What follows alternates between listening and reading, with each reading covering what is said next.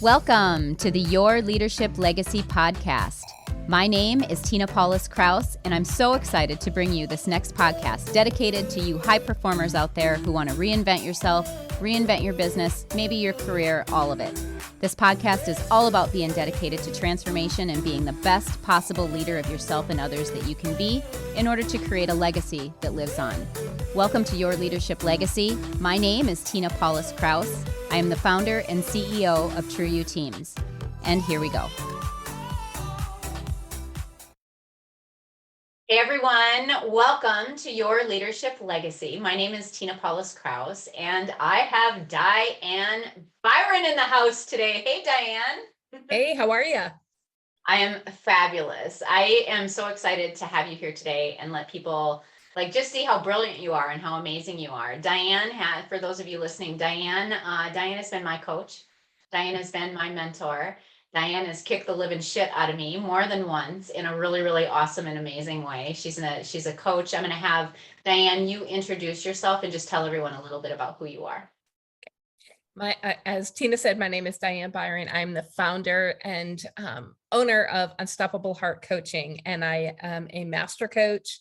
I coach women who are at midlife, who are ready to take themselves on in the second chapter of their lives because the obligations that they had watching their kids grow or building their careers is kind of petering off now. So they have more time for themselves. And I coach women into choosing them so that they can create an extraordinary second chapter of their lives. Just like I did. Just like you did, which is amazing. I want to talk about that because it's real. Like that chapter thing is real. Your kids grow up, and that's where my transformation started. I got that call one day from my daughter when she was 24 years old. Mom, something really bad happened last night. So there's this transition that we go through with that. And so talk to us a little bit more about what that transition means and why that's so important. So what I see happen for me and happens for so many women as their kids get to be teens and older is we shift the role. We're not running around taking care of everybody else anymore. And now we have this space in our lives. What are we going to do to face this? I had a nurse in my doctor's office say to me, well, my kids are grown. I don't even know what I like to do anymore. And I said, I know, that's where I was. And that's why I created this next chapter of my life that has I'm not the same person I was 7 years ago or 8 years ago when I created it. And I reinvent myself every year. And it's so important because we have the next chapter, the next half of our lives. All I ever wanted to be growing up was to be a mom.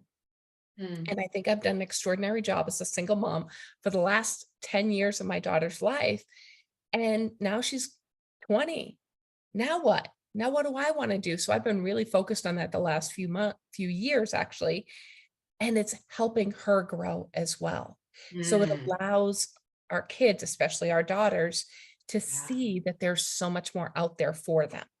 Yeah. What do you think? That's so good. What do you think in that moment? So in that moment, and I'm sitting here, I'm like, what's next? What do you think what holds women back the most from really even just dreaming about what next could look like?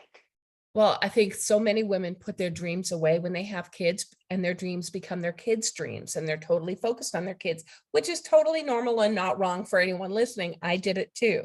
It's totally normal. It's what especially this generation, the Gen Xers that I'm, coaching and myself am. I'm part boomer, part Gen Xer because the rest of my siblings are boomers. So I'm in both. And we have been taught not to put ourselves first. We've been taught that that's selfish. So I think that's the thing that holds us back the most is actually recognizing that we get to give ourselves permission to dream. Yeah, I love it. Yeah, you touched on the programming, and when you talked about how you're role modeling that for Meg, that's really generational healing. So we talk about past trauma and everything. Talk a little bit about the 0 to 8 and how we bring that into our adult lives and what that means to generational healing. Oh gosh. So 0 to 8 is so critical. It's when our whole personality is created. And for me personally, I grew up the youngest of 6 kids, and I had a heart defect that I was born with. And so I saw my mom take care of me 0 to 8, literally, because I had my surgery at 2 and then again at 6.5. And my mom devoted herself to our family. She retired from nursing at the age of 50 when I was 8. And she volunteered, but she was always home, making sure dad had his dinner no matter what time dad got home. Dinner was hot off the oven. We didn't have microwaves back in those days. And she focused on taking care of us. So that's what I grew up thinking was what I needed to do. And I even became a nurse, just like my mom and my older sister, because that's what was expected Sure. in my mind. Now, Sure. nobody said to me, you should be a nurse. I wanted to be a cop like my dad, but I obviously had a heart defect, and they would say no to that. But my parents didn't want me to ever use my heart defect as an excuse. So my father told me I couldn't be a cop because I couldn't see well enough because I had to wear glasses. And that stopped me from trying to apply to be a police officer. I became a nurse just like my mom. And then I spent 25 years taking care of other people because that's what I learned I was good at. And it gave me all the outside validation Sure. that I needed because that's what I grew up in. I grew up in a family where you learned and you grew and you got that mom and dad's approval. That was huge in our family. Yeah. And what did it mean to not have the approval? To have dad especially say, I'm so disappointed in you. You could have just driven a dagger into my heart anytime that he said that. And he didn't say it very often to me because I was the good girl growing up. Mm-hmm. Because I Sure. saw what happened in my family if you weren't. Yeah, it's true. It's true. So like it's a lot of programming. So now we bring, and because you're not like, we all do that, right? Like we bring that programming, whatever it looks like. Sometimes it's trauma, sometimes it's just the words, whatever that looks like, but we bring it into our adult relationships. And so when you show up in front of a client and it's a brand new client and they're bringing all of that with, like, where are they at in that moment? And what are they searching for in that moment that they hire you to come in and support them? They hire me for a couple of reasons. One is the name of my one-on-one, free call with people is called Give Permission to Dream Breakthrough Call.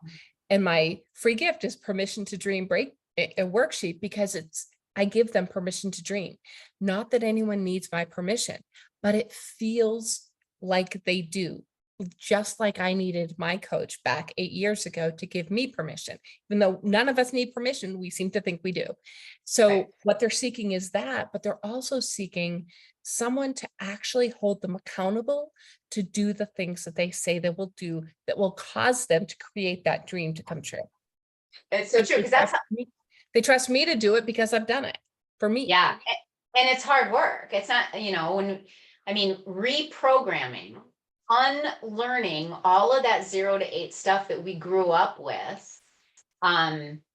It's not easy. It's hard work. And so when we're left on our own to do it, I just see so many people that are like, yeah, I want to do that. But then they get caught up in their own limitations. And so what I hear you saying, Diane, is that you really support people to get past their limitations. Absolutely. I used to call myself a championship overcomer because I've overcome so many things in my life. I have given up that identity because also when you say that, then you create more things to overcome.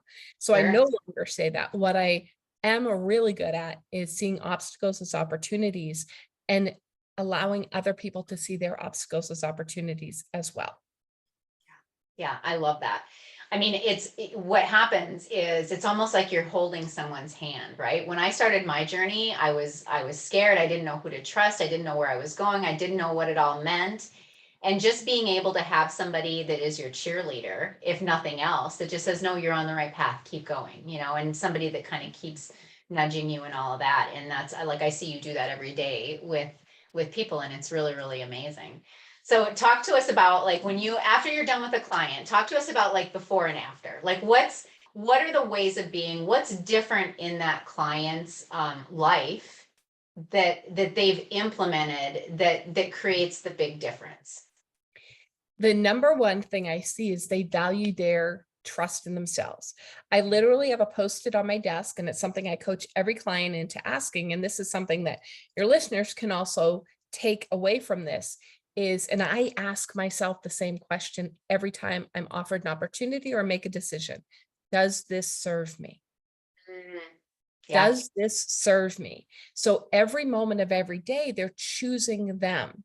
And when you choose yourself consistently, and this is what I see, what I have women coming to me at as the before and after, is they're tired, they are unfulfilled, and they are frustrated, and they can be resentful. Just like me, I attract a lot of supporters, and we can become really resentful if we're not having our cup filled. Yeah. So what I teach them is to fill their cup first so that it's overflowing and they give from the overflow. So what happens is they come resentful or frustrated or unclear of what they want to do next. And actually, when you ask them where they are in their priority list, they're like, I think I'm at the bottom. I'm not even sure I'm on it. And at the end, once they graduate or they move into the next part of their lives, they are at the top of their priority list. They are filled up. They are complete human beings who love themselves completely. It's not perfect. They're still going to run into it. I still talk to my old clients from time to time to get a reboot kind of, or a reset. a reset, just a little bit of a touch. Exactly. Just a reset. And what they say is like, I now know that every choice I make that I put myself first, I'm actually serving other people even better because of it. So there's more confidence, there's more power, there's better health. There's more connection with their body and their intuition and their mind and their heart and their love and everything. They're turning that inward, and they're happier. Yeah. They're lit up and they're happy. Yeah. Does this serve me? Love it. It's a great question. Is this serving me right now? I mean, how many times what's crazy to me is like, how many times do we just not even ask ourselves this question? Is this serving me? What's working right now in my leadership? What's not working in my leadership? Right. And just really constantly checking in so that we're aware of what's happening at all times. And are we showing up in the way that we really say that we want to show up? So That's amazing. So if you think about, Diane, the legacy that you're leaving, right? This is the Your Leadership Legacy podcast, because here's the thing, you just touched on it a minute ago. Everything we say, everything we do, everything we think creates our reality. Yeah. So what legacy are you leaving in this world? Well, I'm leaving, of course, my daughter, who has become a really bright, shining light in her life and in the lives of her friends, because she knows her own mind. She is not a people pleaser. So that's one thing. But reality, I'm leaving a legacy of women and people who I have touched in my life, and the ripple effect of people who know their worth, who stand in their worth, and who choose themselves consistently. Because when they choose themselves consistently, they will teach others to do so. And imagine a world where we all choose ourselves consistently and what that can create in the world. Yeah. Yeah. It's amazing. Like, that gives me goosebumps. It literally gives me goosebumps. And what I want to acknowledge you, and I want to thank you, because you are one of those people for me, right? When I started my transformation, there you were. There you were powerfully. And I didn't always have good things to say about you. I'm like, what is she saying? Like, what, Diane? Right? Yep. And I always knew it was for my highest good. I always knew that you saw me at my highest. I always believed and trusted that you had unconditional love for me.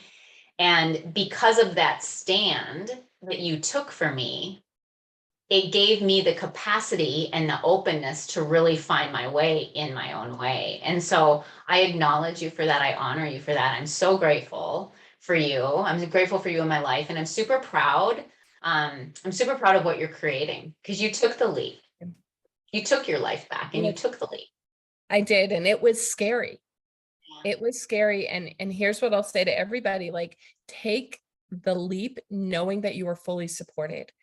I took a leap knowing that I had people like Tina in my world, and my best friends and the other people in my life who were there to support me no matter what. But if I didn't take the leap, I wasn't choosing me. And I choose to practice what I preach. Yeah, that's beautiful. Beautiful. All right. Where can people find you? You can find me at dianebyron.com. Super easy. And there's if you want, there's a button to click on there where you can get the Permission to Dream worksheet that comes with an audio of me walking you through it as well. Beautiful. So, amazing. It's been great. All right. So anybody who's listening, if you're ready to level up your life, if you're ready to let go of all the limitations, if you're ready to literally have a coach that's going to stand by you, like no shit, stand by you, Diane is your girl. So thank you, Diane, for who you be. Tina. Thank you so much for having me. Love you. Absolutely. All right. That's it. That's a wrap. Bye, everyone. See you next time.